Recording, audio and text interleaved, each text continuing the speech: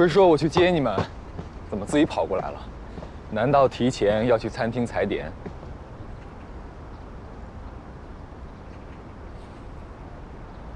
餐厅现在可能还没开门，但我们可以先过去，在附近逛逛。林医生，我有事情想问你。什么事？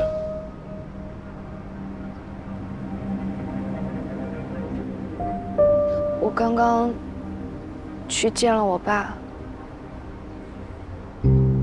他说你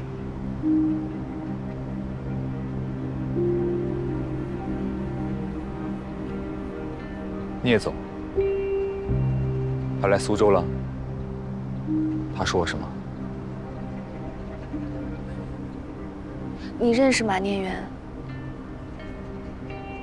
这人是谁啊？你果然不认识。但是爸爸何必撒这种一戳就破的谎？同样的，林宇森也不会做这种无用的欺骗。到底是哪里不对呢？聂总说我认识。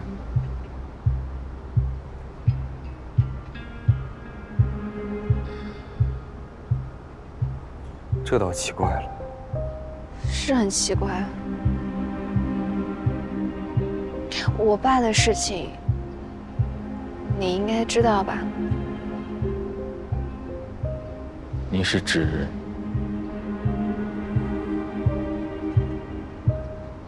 略有耳闻？所以，马念元算是我爸的干女儿。我爸说，你们在前年冬天于总的宴会上认识，然后他邀请你去无锡赏梅。你说什么？叫我去无锡的不是你？怎么会是我？我那个时候还不认识你啊。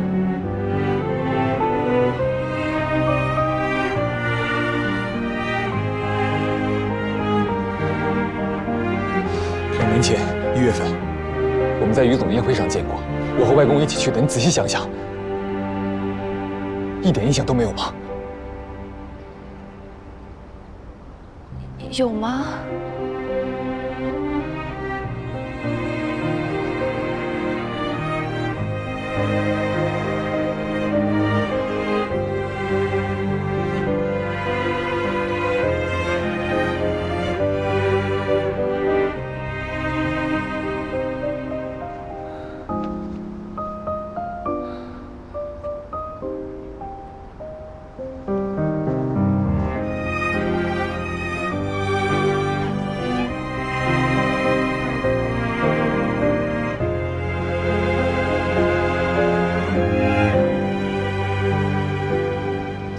原来是这样。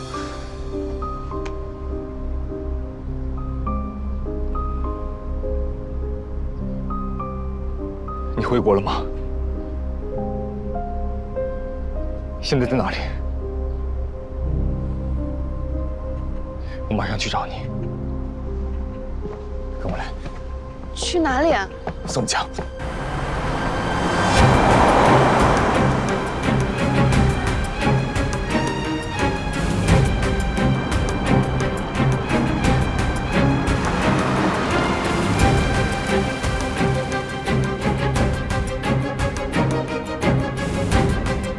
出来。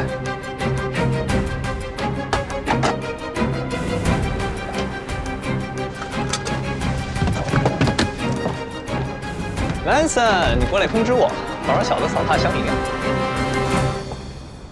邵佳琪，西光，你怎么跟雨森在一起？邵佳琪，2年前我车祸前，你是不是打了个电话给我，让我去无锡？怎么又提这件事儿？我对不起你一辈子，我知道。那天你在电话里对我说的话，再重复一遍。天哪，求你饶了我吧！我知道错了还不行吗？我早知道那女人是这么没品的人，我根本不会给她牵线的。我已经跟她断绝往来了。我告诉她你路上出了车祸，她居然看都不去看一眼。行了，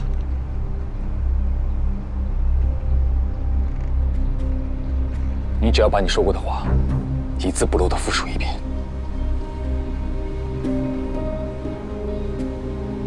我哪里还记得？那好，我复述，你确认我说的对不对？那天我刚做完一个大手术，你打电话跟我说，来无锡呗，我介绍个美女给你认识。我说，你还有这闲心？谢了，大可不必，是不是这样？兄弟，你记性太好了，是这样没错。不是我记性好，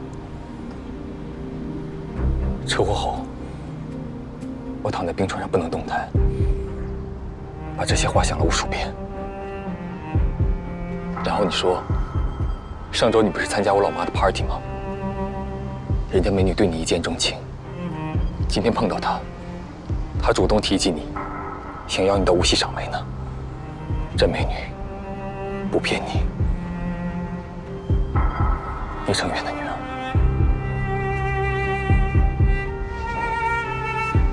那时候不是才回国吗？那女的装得可怜兮兮的，我就被她误导了，以为那是聂叔叔私生女。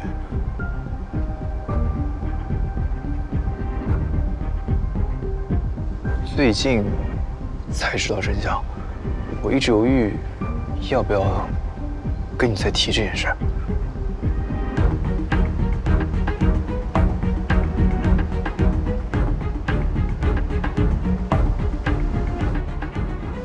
老天，你们怎么会搞一块儿去？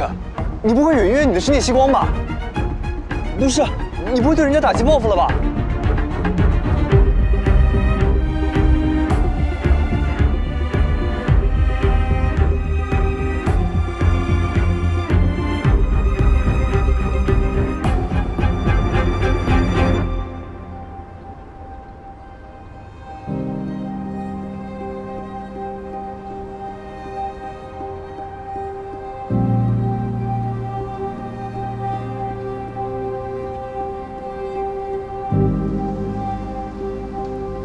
我送你回去。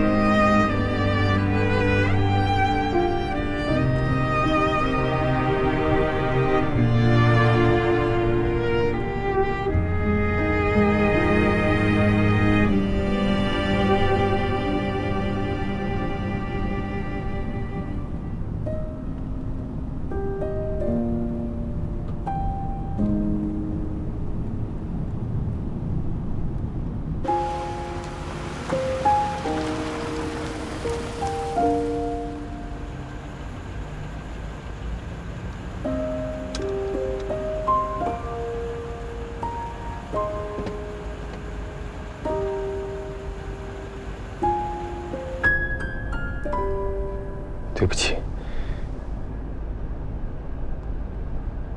以前没关系。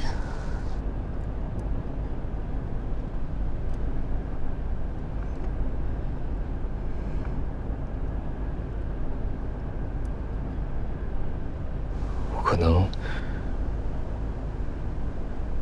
需要自己待一会儿。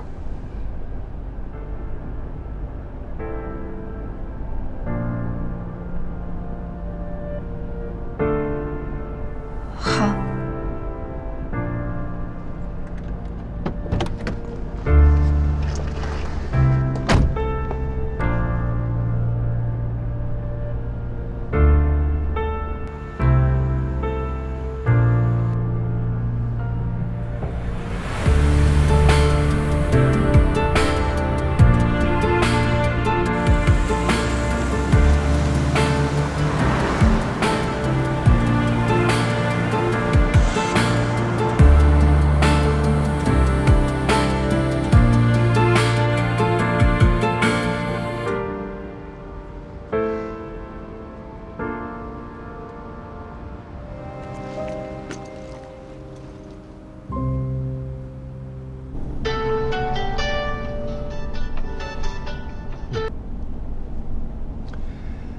你下午匆匆忙忙跑走，是不是去问林宇森了？他承认了没有？人证都在，他难道还能狡辩？现在知道爸爸说的没错了。乖女儿，听爸爸的，立刻跟他断了。你从小被爸爸妈妈捧在手里，天真单纯，哪里知道外面的人心多险恶？外面人心的确险恶，但险恶的不是林宇森。他又说什么把你唬住了？哎呀，你真是鬼迷了心窍。马念远怎么跟你说的？他说，林宇森对他有好感，所以他通过邵佳琪邀请林宇森到无锡去赏梅。那他有没有告诉你，他邀请林宇森用的名义是什么？聂成远的女儿。他误导邵佳琪，让邵佳琪以为她是你有血缘关系的女儿，而邵佳琪没有说她的名字，所以林宇森一直以为邀请他去无锡的人是我。不可能。你当然可以无条件相信他，但你若还有做父亲的几分责任心，你不妨去找邵佳琪了解真相。哦，你不会去。堂堂聂总怎么会放下这个脸面呢？但是我告诉你，林宇森从来没有对马念远有过好感，而马念远甚至在林宇森车祸之后看都没有去看他过一眼。所以你说的没错，这个世界上的确人心险恶，但天真的不是我，鬼迷心窍的也不是我，是你。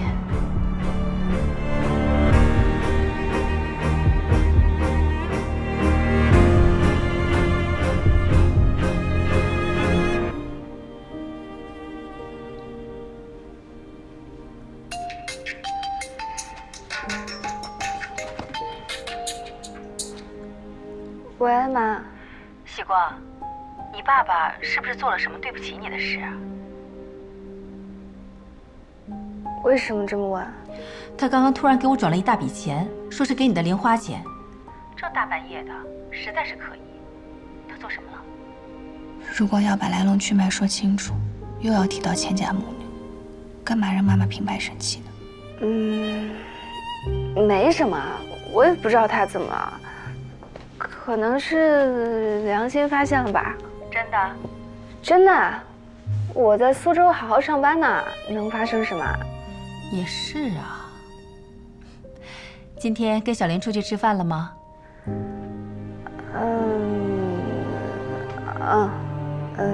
还有同事。那个，我不跟你说了，我要去洗澡了。好，早点睡啊，挂了。晚安。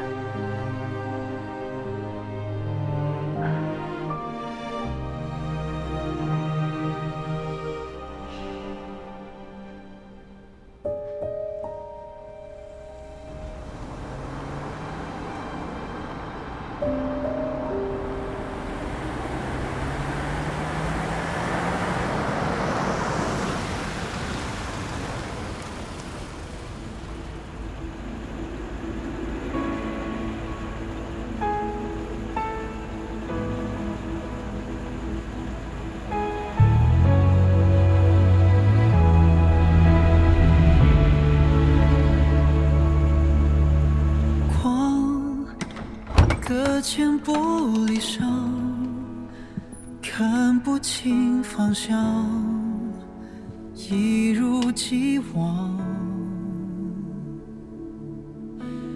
笔在心中融化，却听不到回答，如何放下？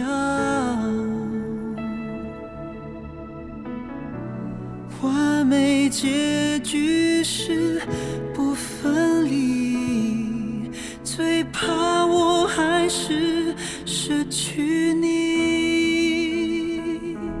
时间如何带走悲伤，最后剩我游荡，睁开眼闭上雨森，你长大后想干什么？我长大想做外科医生。怎么想当医生啊？爸爸还指望你子承父业，当个商业天才呢。他还是当医生好。妈妈喜欢医生。对，当医生好。哎，小森奶奶是中医，小森是西医，以后我们家呀，中西医合璧，天下无敌。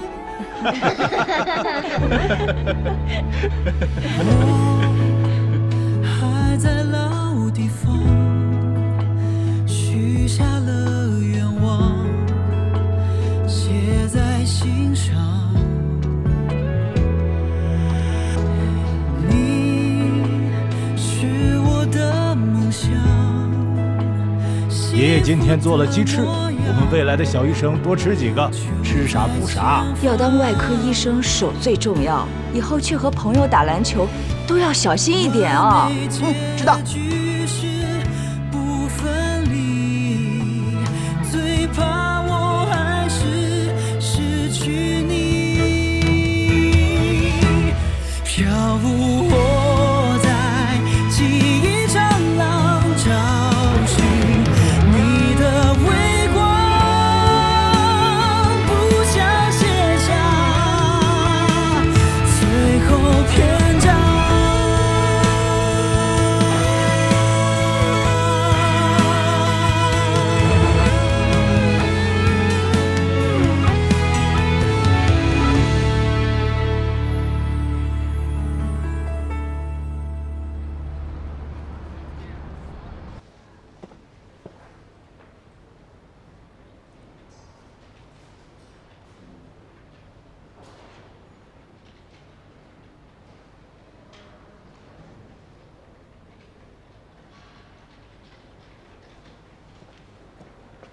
11点了，林总怎么还没来？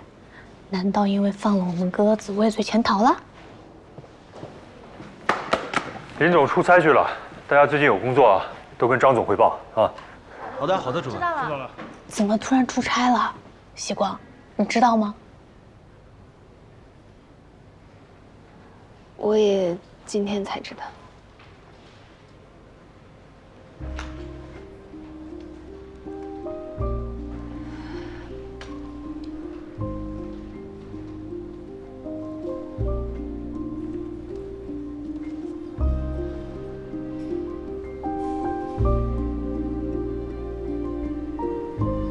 我离开一段时间。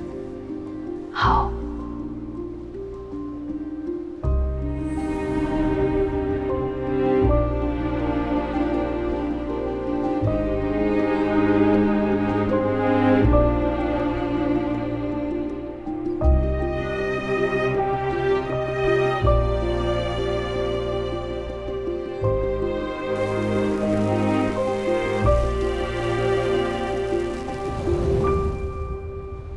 你是傻子吗，林玉森？在以为我干了这么坏的事情的情况下，还会想和我在一起？你去哪里了呢？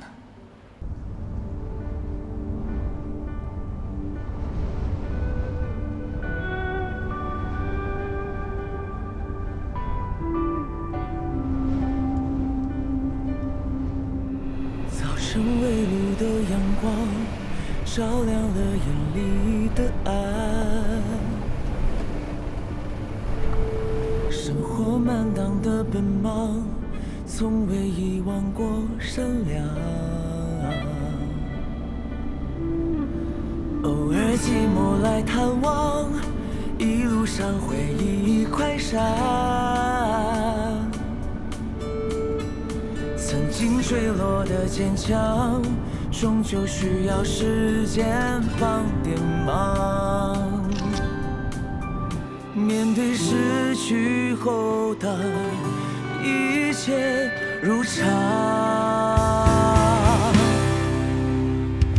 任何希望，任何绝望，任何迷惘，也是第96处，始建于公元695年。主体是木结构建筑，依山而建，里面供奉着敦煌石窟最大的弥勒佛像。它出现的时候是在初唐，那时候只有4层。日子不过原来是这样，我依然选择我微笑的模样，就算失去后还能看起来一切如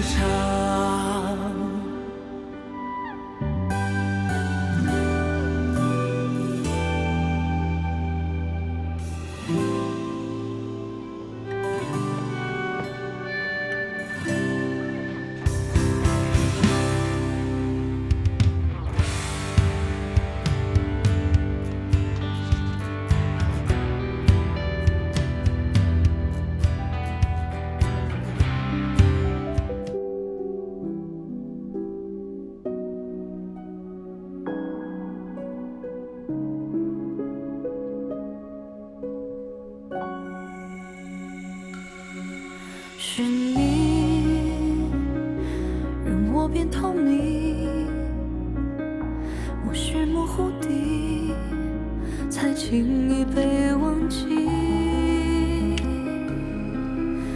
如何能够走进你的心，在你身后徘徊犹豫？我和你是相互错过的季节，分隔在两个截然不同的世界。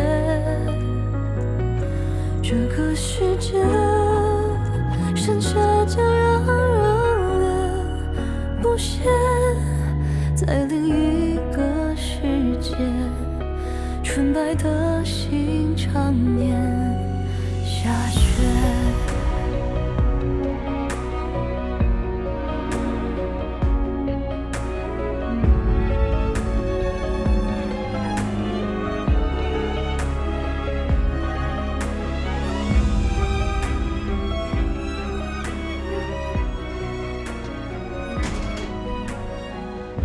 老板，请问这边有信纸吗？哦，有，我给你拿。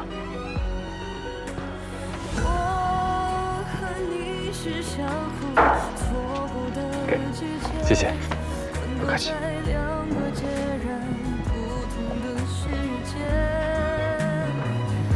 这个世界剩下这样热恋不歇，在另一个世界，纯白的心常年下雪深夜，又辗转几遍，还未曾妥协，怎么放下执念？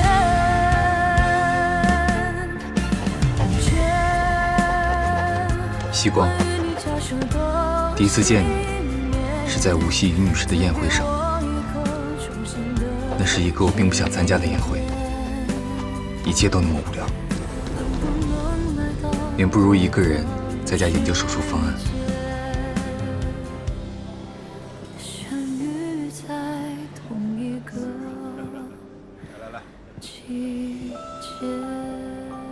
珊珊，周总啊，好久不见了啊！好久不见。你怎么一个人坐这儿？我找你半天了。你不要忙着接待宾客。我偷个懒。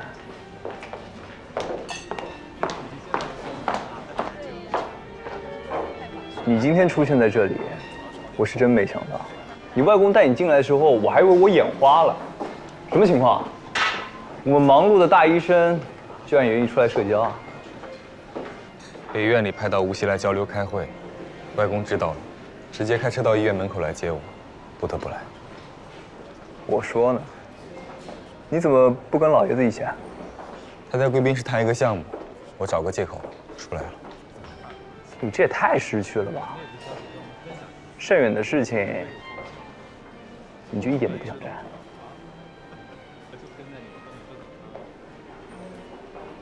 好了，我说你别这么闭塞了。来来来，我带你逛逛，打打招呼。这次来的宾客不只是无锡本地的，说不定以后你用得上。我一个医生认识商界的人做什么？我和他们唯一有可能的交集，就是在手术台上。可怕的一声笑话。邵先生，于总正在找您。好，我马上过去。快去吧，我一个人待在这里休息吧。好。哎，晚点走，晚上我们宵夜。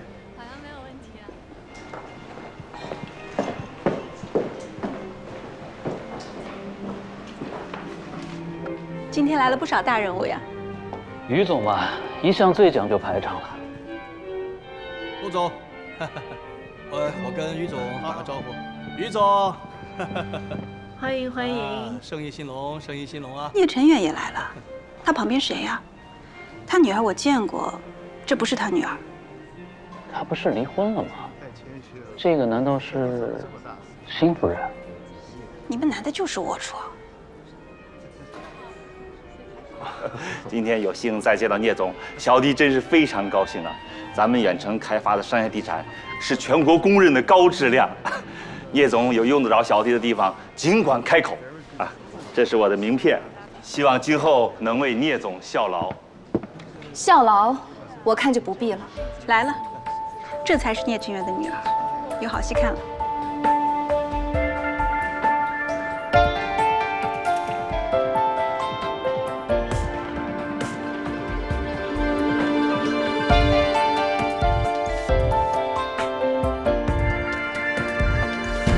The sun in my life,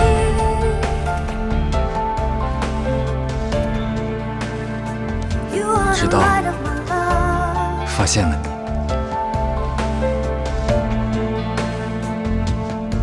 When I am lost in the dark,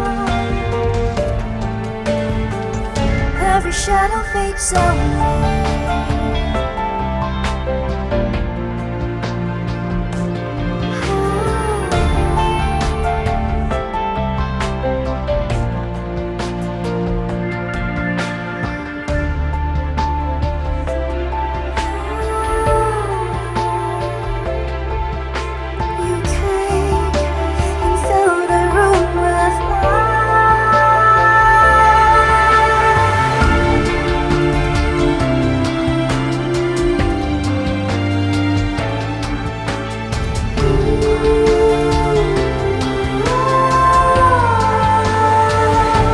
Sun in my life,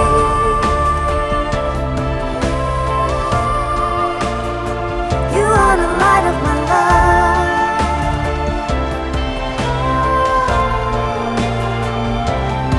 When I am lost in the dark, every shadow fades away.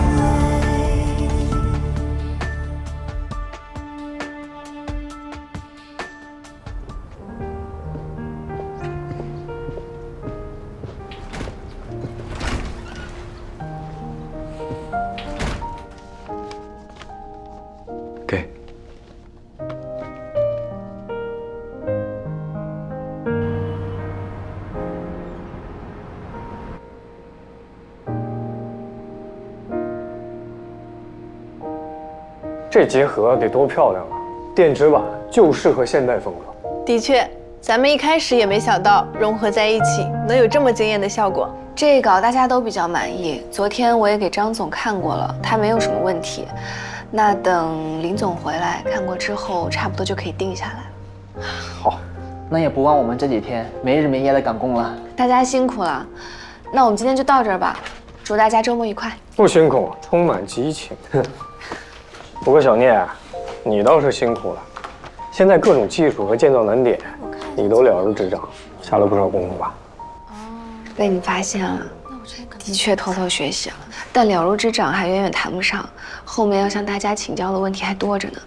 毕竟这才刚定下设计，在施工里肯定有很多问题。是这个道理，我也得学习。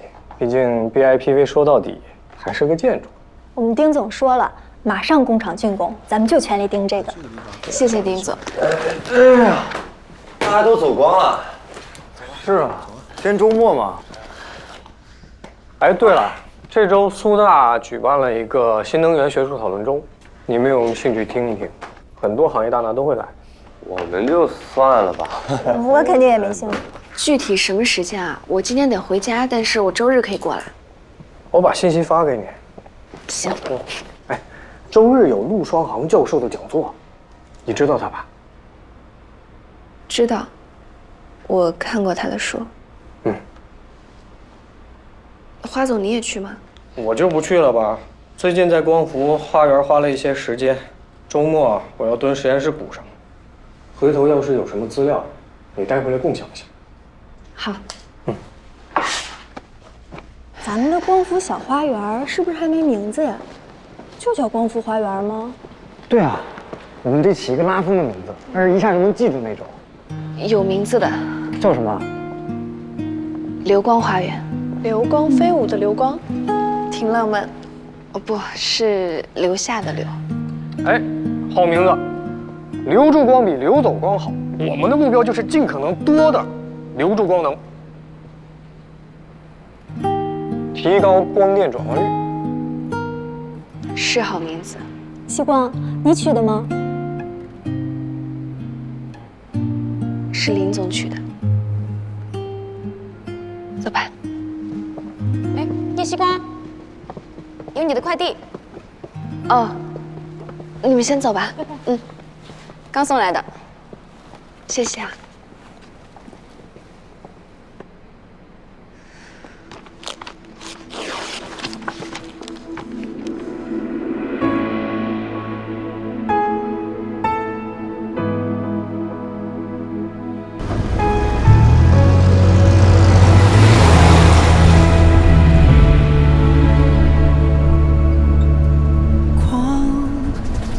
隔间玻璃上，看不清方向，一如既往。笔在心中融化，却听不到回答。当时他是在苏州无锡段高速出的事，送到苏州另一家医院。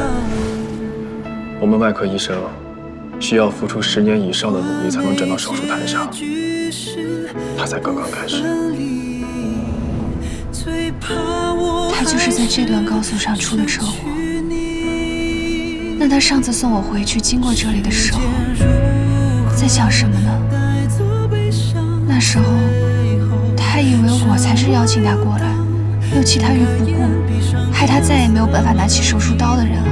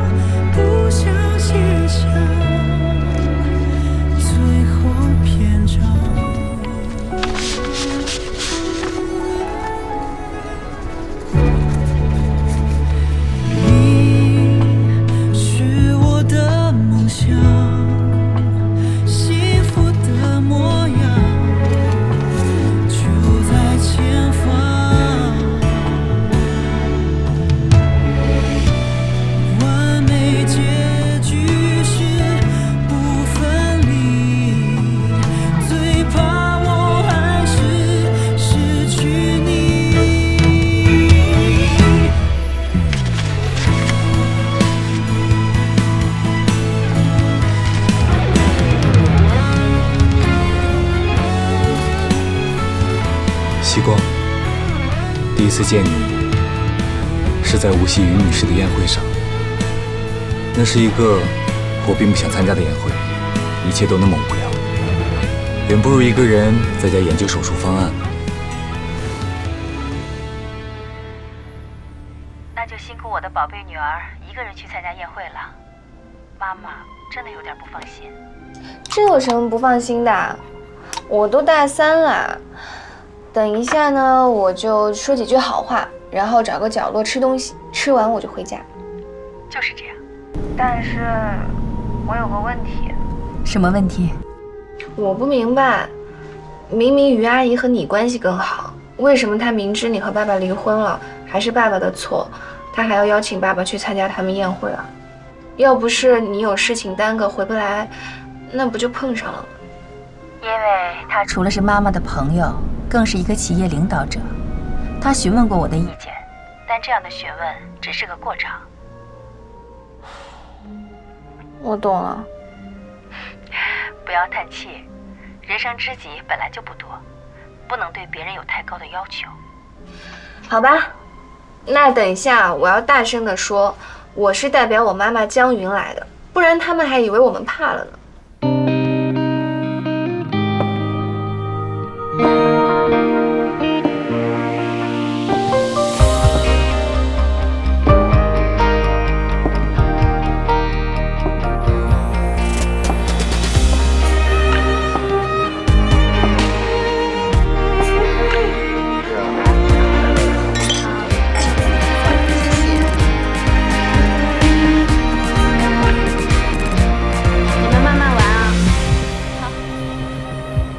徐阿姨，尚师叔，好久不见。我妈妈有事耽搁，等明天才能回得来了，让我跟你们说声抱歉。今天我带他来祝贺叔叔阿姨，祝阿姨叔叔的生意蒸蒸日上，祝阿姨永远漂亮。还是细光会说话，都说到我心坎里了。你妈妈给我打过电话了，我们约了，回头我们单独再聚。到时候你可要来哦。那当然呀，吃饭我最乐意了。Hey, Vincent, good to see you.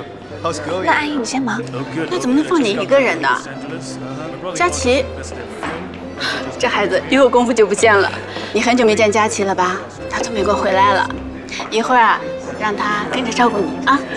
没事的，阿姨，你先招待客人，我自己能照顾好自己的。那好吧，玩得开心。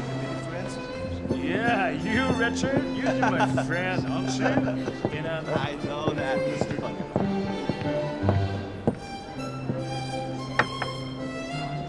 展身手。任务已经完成，再待半个小时可以走了吧？真无聊，还不如回去和姜润一起打游戏呢。于总的面子好大呀，圣人家的老总都带着圣人的后辈啊过来了。哦，企业20周年庆典肯定得大操大办，不过能请得来盛总，估计啊也是沾了无锡正在进行长三角企业家峰会的光。哎，苏总，我跟于总打个招呼。于总，远程的聂总呢？生意兴隆，生意兴隆啊！他旁边那位是谁呀？那个我刚好知道，之前在里湖饭店吃饭碰见过，是聂总好朋友的女儿。张总，你说话还挺含蓄。什么好朋友？就是那个，我们无锡商圈早就人尽皆知了。保不齐那个就是聂总的私生女，要不然能那么上心来到宴会上。好像今天江云没有来，所以才敢带她来的吧？什么敢不敢？难不成如今聂总还会看江云的脸色？江总在事业上做的也还算是可以，但是当人老婆完全不合格。女人最要紧的是什么？是温柔贤惠，把家顾好，做好后勤，让老公舒心，日子自然过得好。可她呢，非要逞强好胜。据说有时候在公司，聂总的面子都不给，完全分不清大小王。现在好了，鸡飞蛋打了，让别人占了现成的便宜。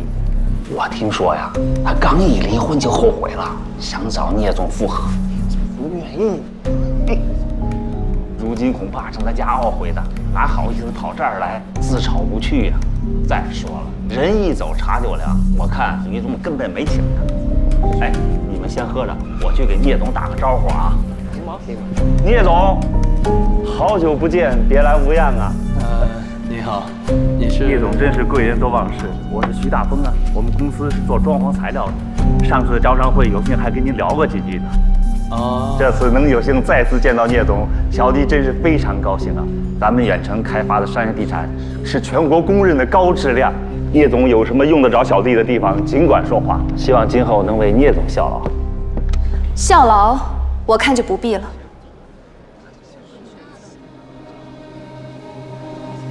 西光，你今天也来了，也不跟我说一声。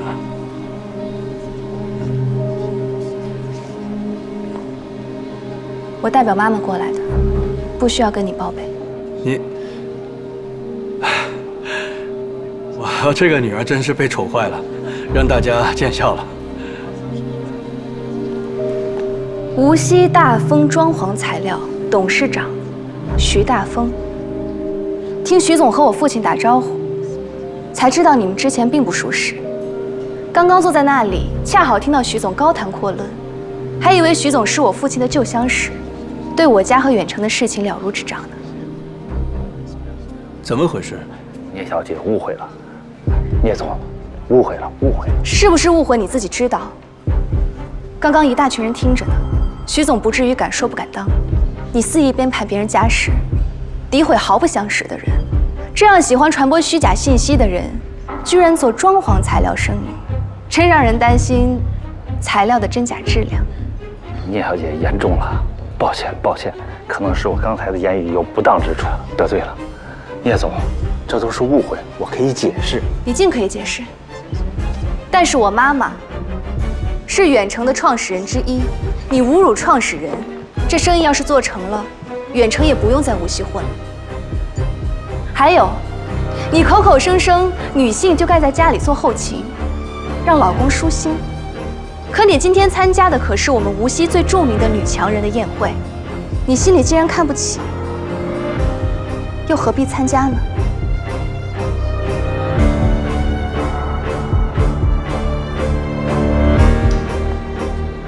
于阿姨，借地方处理点事情，给你添麻烦了。直到发现了你，那时候你正对人发怒，全场都被你吸引了目光。身边有人说你骄横，可是我却完全被你吸引了，只觉得你的样子那么的光彩夺目，生气勃勃。原来他在那次宴会上就看见了，这么早啊？问啥？问你和你未来妻子什么时候认识的？你还是单身狗呢。2011年1月15日晚上7点28分52秒。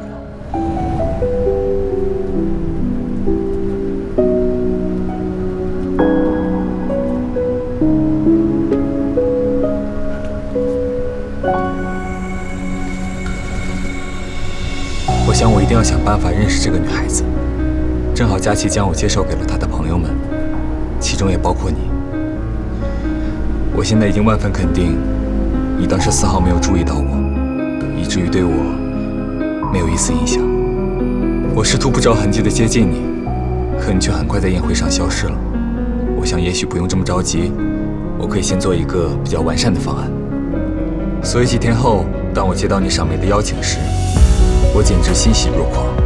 那天我做了一台极为成功的手术，第二天我就开车去了无锡。我绝没想到那是我最后一次上手术台操刀。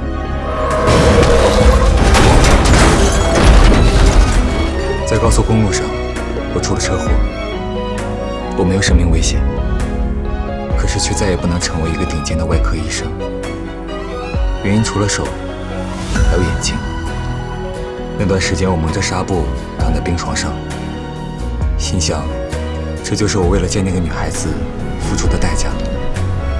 我不会迁怒她，怨恨她，甚至我没有告诉任何人，我是为了去见她才出事。可是她为什么都不来看我一眼？不见光明中，你成了我的心魔，且从未解除。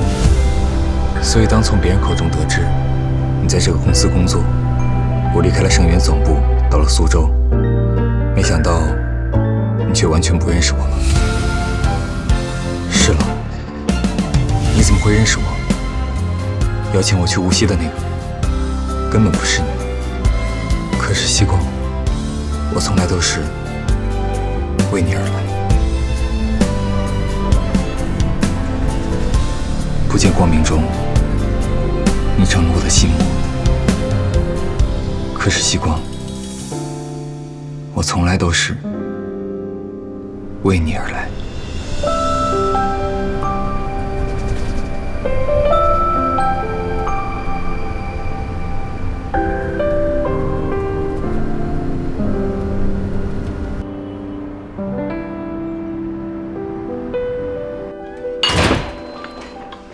妈，我回来了。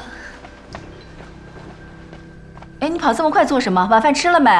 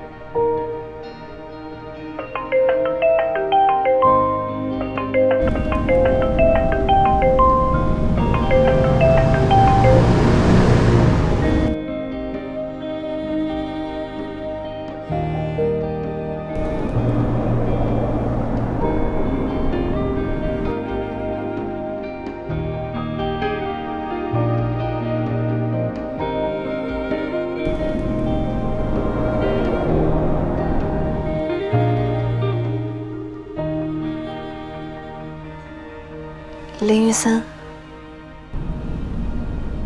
许光，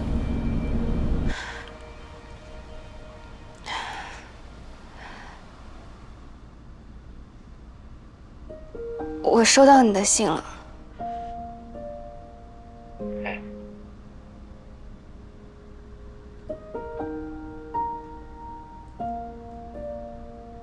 明信片很漂亮，你喜欢就好。你好像去了很多地方，敦煌、七彩丹霞、凉州，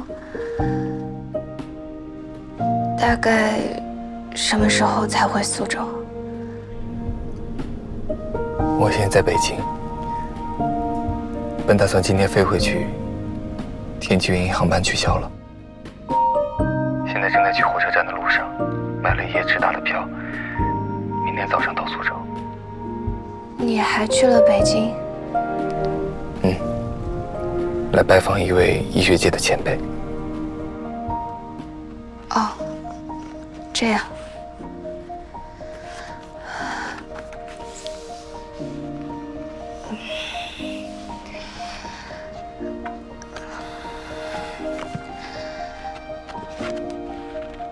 北京回苏州，一般会经过无锡的吧？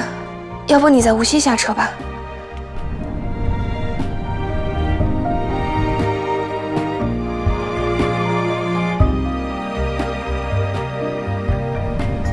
喜光，你确定吗？你大概几点到无锡？我去接你。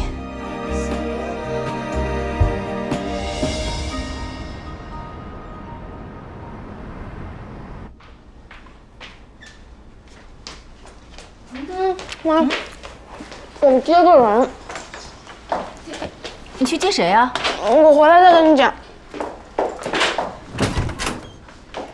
今天西光起得特别早，钻进厨房问我有什么吃的，我说给他下碗馄饨都等不及，吃了个包子，喝了几口豆浆就跑了。女儿长大了。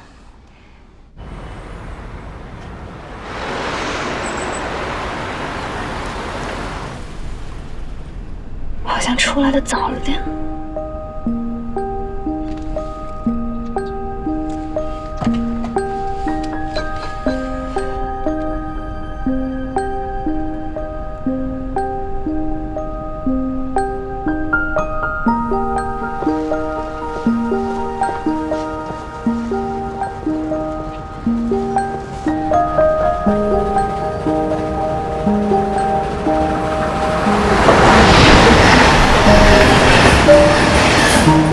待会儿林雨森看见我在站台上等他，会不会很奇怪？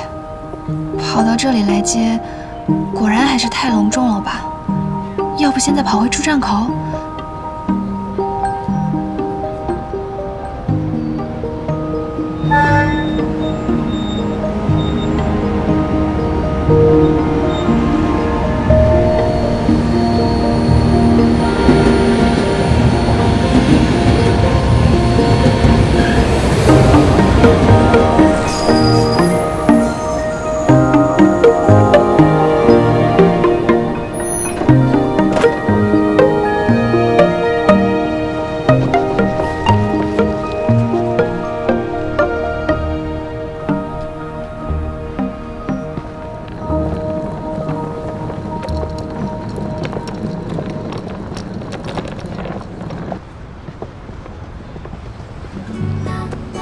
出站口在那边，我到底在折腾什么？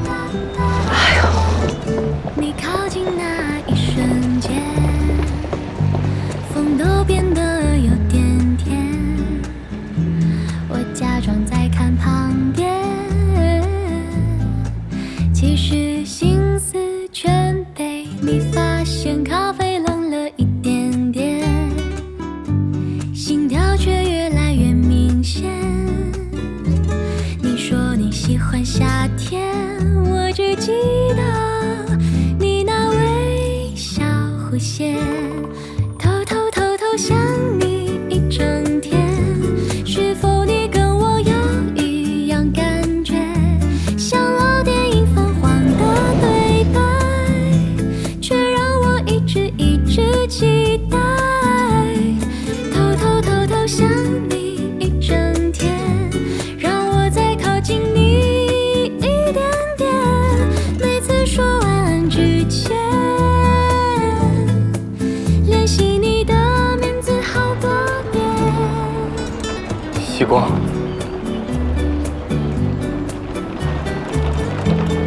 是啊。你怎么会在这里？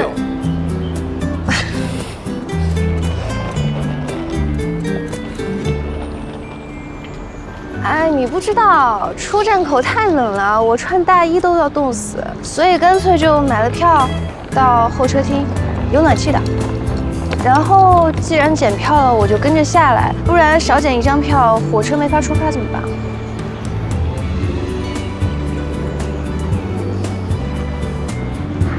说的也是，聂小姐的票这么重要，不检火车怎么赶走？喂，我不是说9点吗？你还敢提？你是跟我说的9点，可是我查了火车时刻表，从北京过来的过夜车，一列是早上7点多到，一列是10点多，根本就没有9点呢。你干嘛骗我？他应该会说怕我起床太早太辛苦吧。我怕你说林雨森算了，太早了我爬不起来，你还是自己回苏州吧。我才不会这样呢。现在我知道了。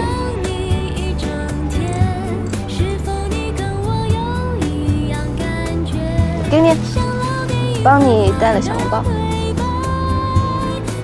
现在大概已经是小冻包。冬天打包这个好像有点奇怪，路上正好看见，就下车买了。你就当我一时抽风。怎么会？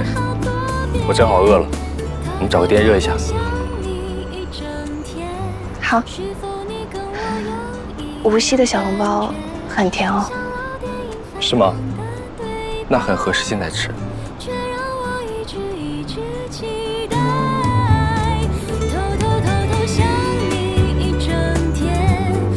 走啦，出站口很多店都开门了。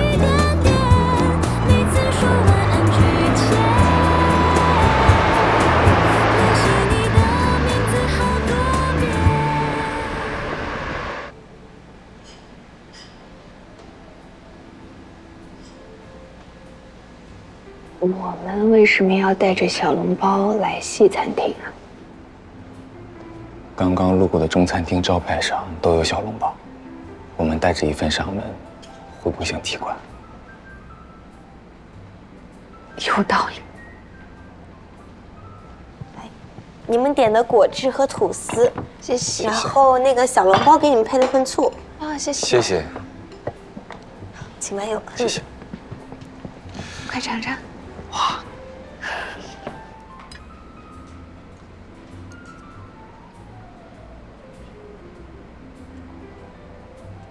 吃得惯吗？一会儿吃完，你想去哪里玩吗？无锡其实没啥好玩的，太湖现在也太冷了，要么去看看灵山梵宫，起码那个顶还是很漂亮的，或者去三国城、水浒城，不然源头渚什么的。我一直觉得你会带我去看梅花。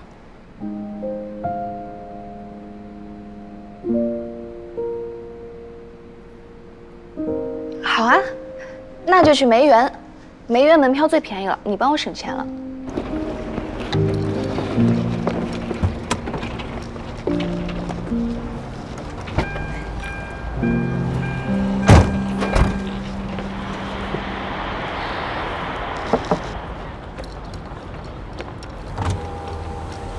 我来开吧。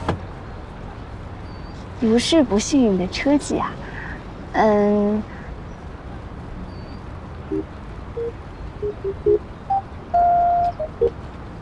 我是真的不太信任你的决定。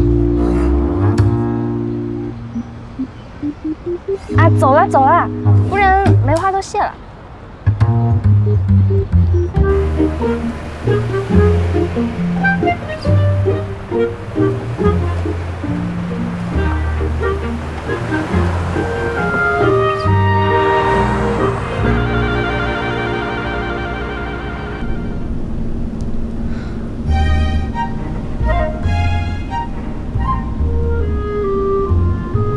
怎么开到太湖边啊？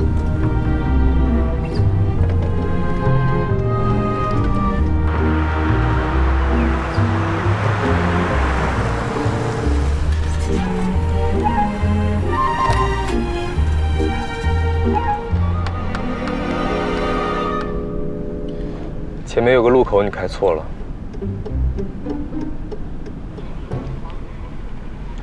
路牌提示你走左边的道，你开中间了。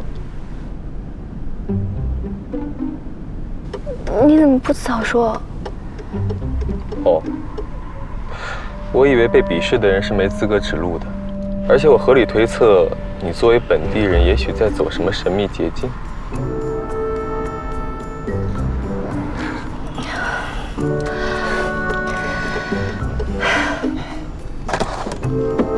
不要回头了，这里很好。什么？你看那边。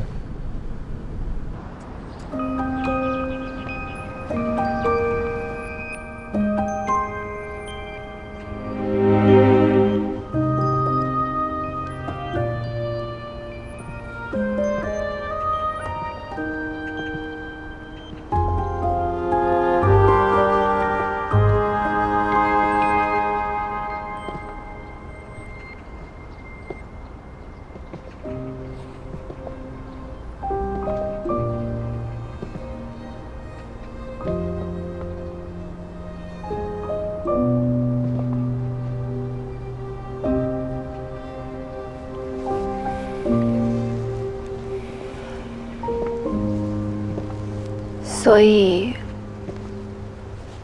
你一直以为2年前邀请你去看梅花的人是我。一开始在公司，你才会那样对我。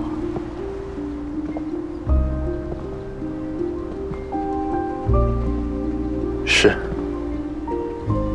那你后来为什么？明明在你心里，我曾弃你于不顾。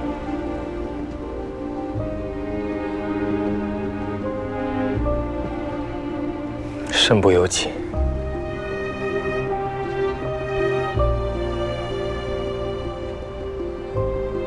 我找了很多理由说服自己。或许佳琪没说清楚，或许你那时候年纪太小，不敢面对这么沉重的事情，所以选择性遗忘。这在医学上也有过案例。又或者，你并不知道我的中文名字。当时佳琪介绍的是 Vincent， 又恰好忘记了我的样子，所以没能把我和2年前那人联系起来。我找了很多个原因，每个原因都有那么多漏洞，可是每个我都说服自己相信，否则我怎么才能放任自己再度追求你？一点都不感动。你问都不问我，就把黑锅扣在我头上。我是那样的人吗？你不是。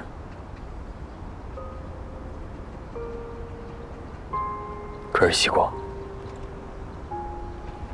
除了你，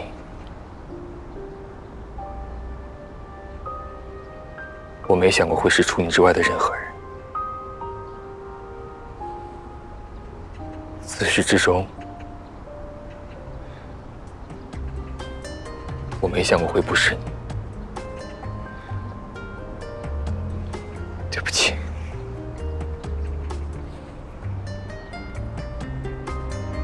如果是我爸爸无意拆穿了这件事，你是不是打算一辈子都不让我知道？其实离开长白山的时候，我已经打算找邵佳琪问得更清楚一些，但是我当时也只是想，邵佳琪是不是在我和你之间有些话没说清楚？没想到还没来得及问，你爸爸就来了。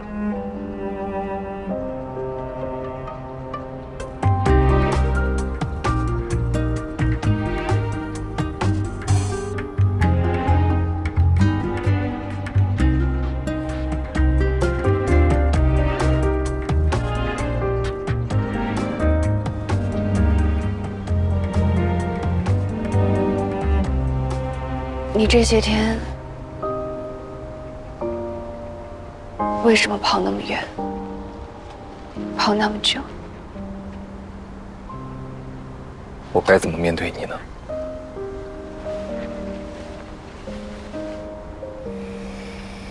我一直以为我是因为你才不能再拿起手术刀的。我终于说服自己心甘情愿。可是最后却发现，居然是因为一个不相干的人，一个谎言。我甚至不知道该怎么对自己交代。我的人生简直变成了一个笑话。希光，你什么时候认识他的？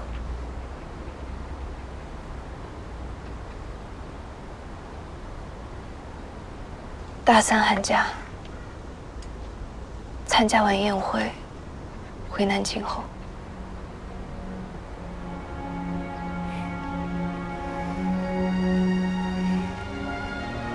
原来比我晚。这几天，我经常想起你说的那句话。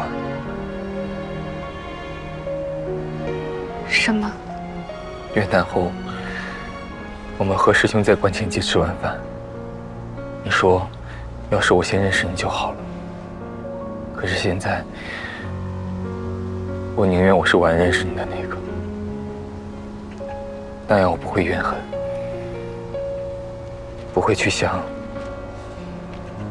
如果不是这样的阴差阳错，我们早就在一起了。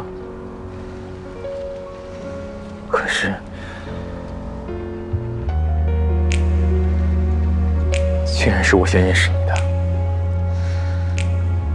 以后我和你在一起。Would we ever be close, you and me? Or wherever you are, whatever you want, don't hesitate to call me, just let me know. I hope you'll never forget. My heart is only you, every moment of every day. 希光，我希望我们在一起，但绝不是因为你一时冲动和你不应该有的内疚。不是一时冲动，也不是什么内疚，是正常发展，但是发生了一点小插曲的办公室恋情。所以，你要不要和我在一起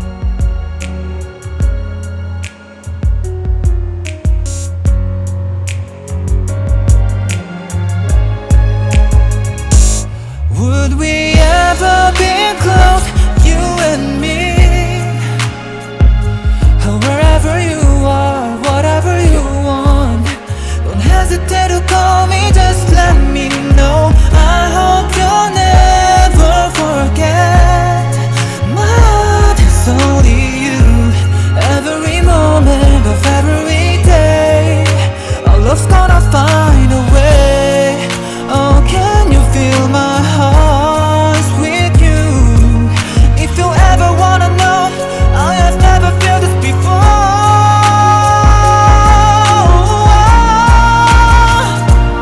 Would we ever be close?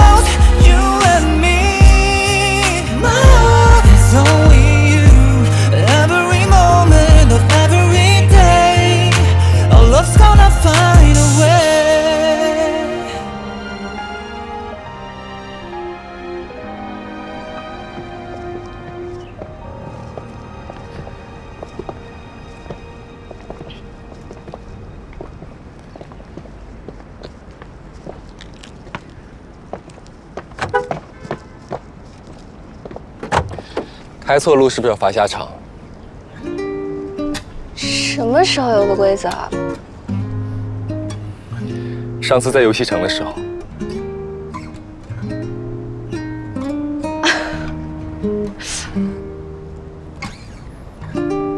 好吧，那待会儿我也给你下车。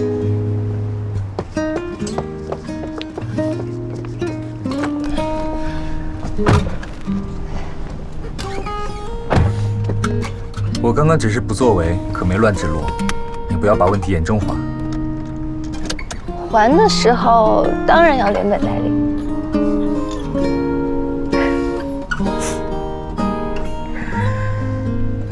那我们接下来去哪里啊？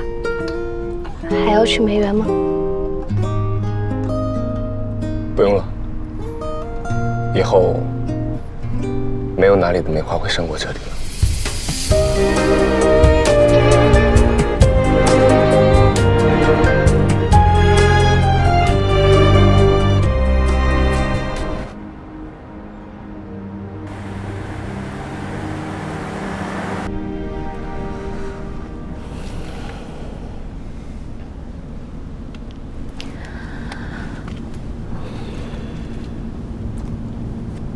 那我们直接去吃饭。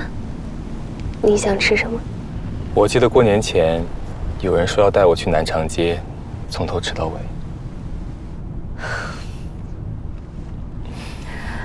好像是说过。你记性真好。那当然，聂小姐的每一笔应付账款，我都牢记于心。以后会计给你当了，那就去南长街。我先给我妈打个电话，跟她说一声。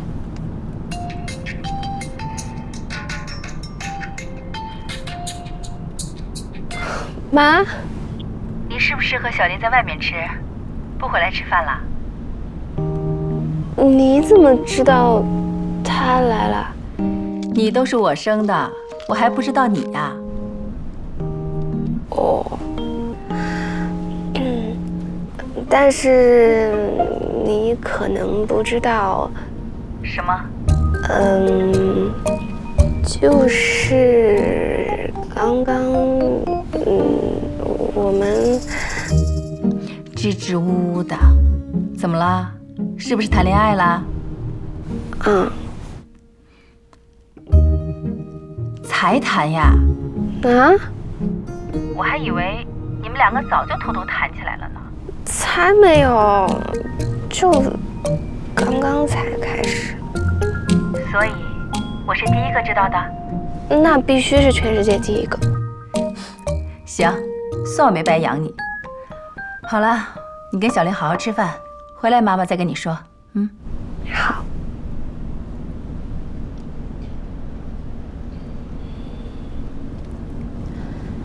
好了，跟妈妈说好，我不回去吃了。好。不过有个问题，既然都告诉阿姨了，那我现在是不是也可以昭告江东父老了？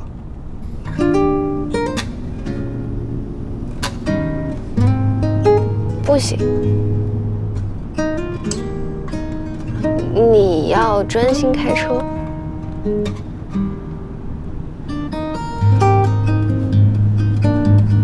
明白了。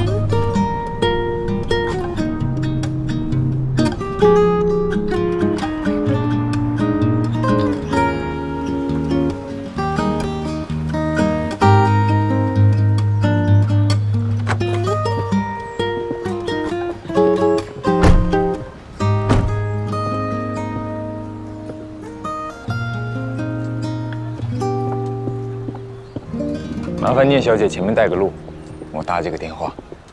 啊，工作电话吗？当然不是。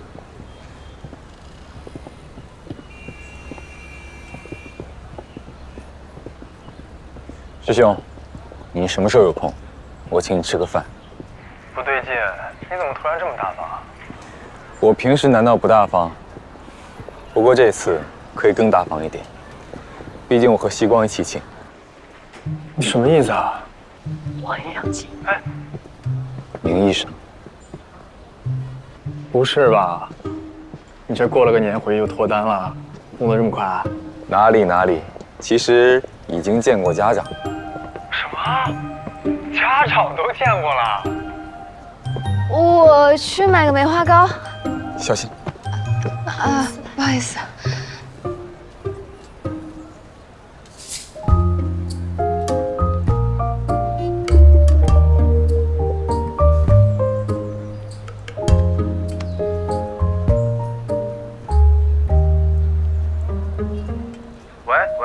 人呢？好了，不跟你说了，我带他去买梅花糕。哎，别，他在你边上吧？我受不了了，把电话给小聂，我要跟他说几句。你想说什么？我不是很信任你的人品。哎呀，你少废话，回来。师兄想跟你说话。喂，方师兄。小聂啊，你也不好好管管。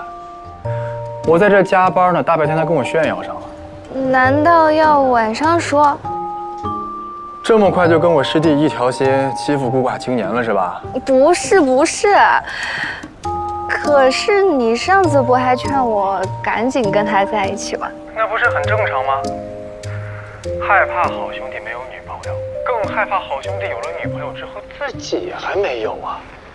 小聂啊，我劝你还是好好考虑一下。你看他多嘚瑟呀，轻浮，太轻浮了。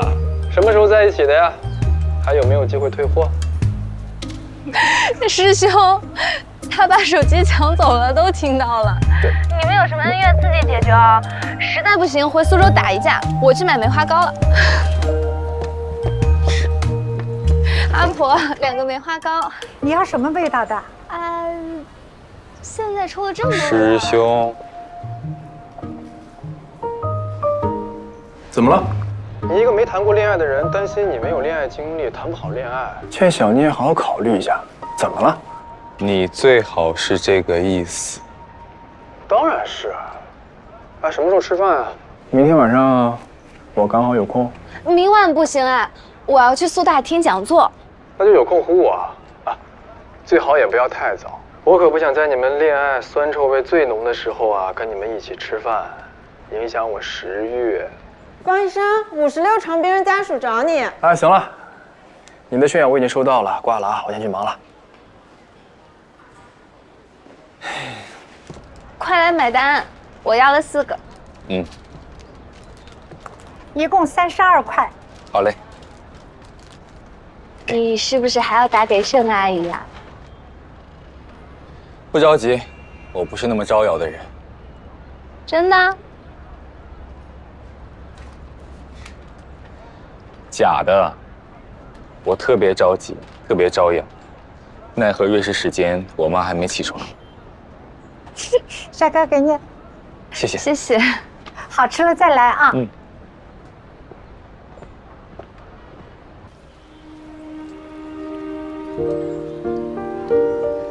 我撕一下，1人1半。那每个味道都尝一下。其实不用那么麻烦，你咬一口不想吃，可以给我。哦，好吧。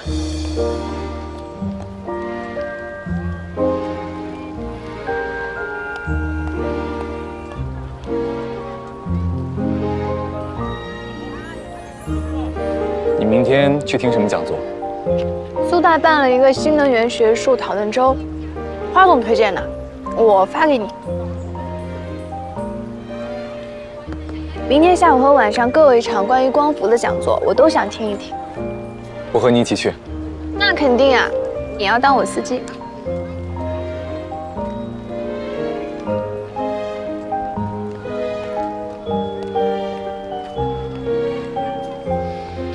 第2个想吃什么？这个吧。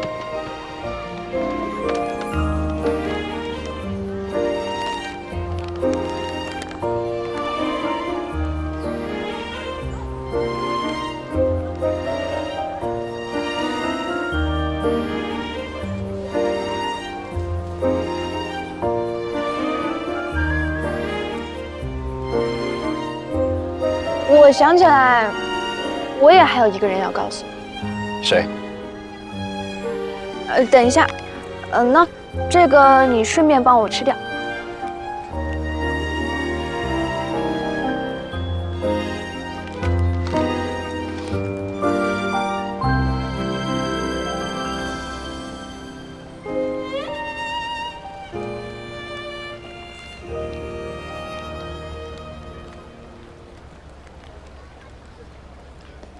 我找到我的不动产风景了。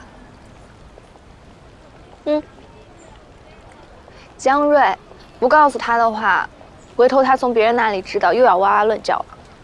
听起来后果很严重，必须要及时告知。不过，不动产风景是什么典故？没什么典故，就是我和江瑞去欧洲玩的时候开的玩笑。而且，我想明白一个道理。是吗？就是这几天我们看了很多风景啊，可是再美的风景，匆匆看一眼就要走了，要头也不回的、毫不留恋的告别，因为它不属于我。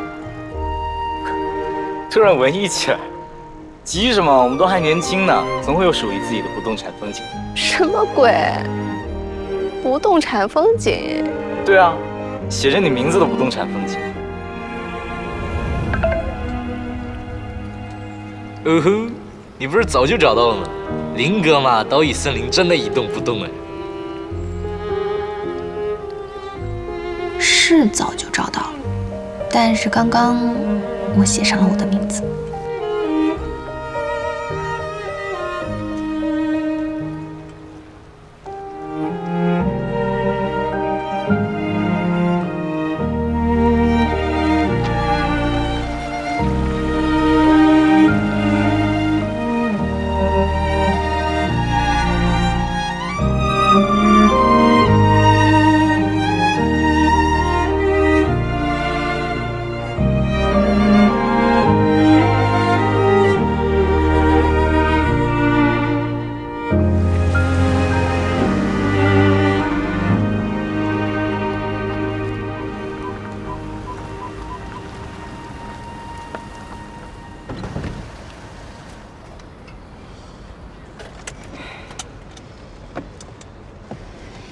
今天我送你到火车站，明天下午你到苏州火车站接我，安排合理不？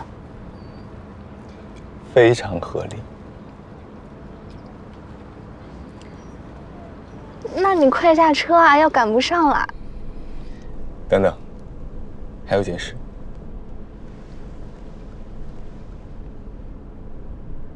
干什么？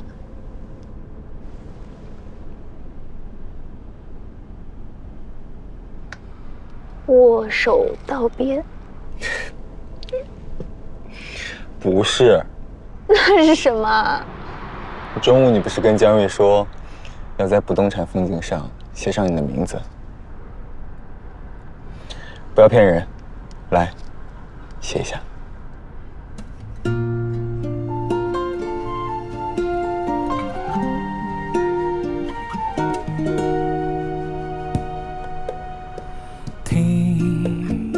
心跳加速的声音，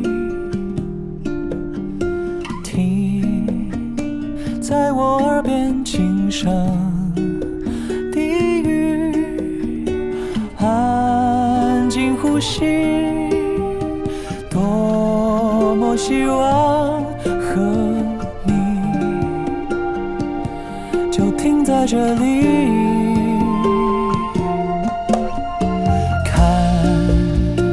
白雪一片片落地，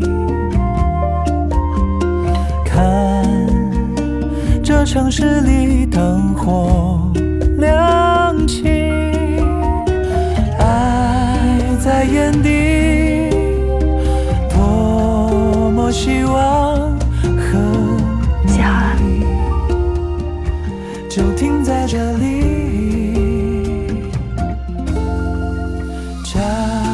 我带走。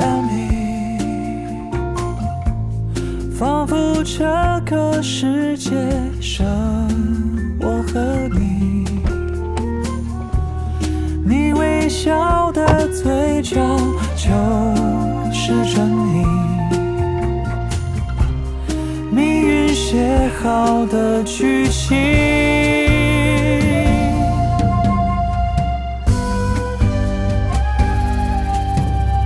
Just you and me, just you and me.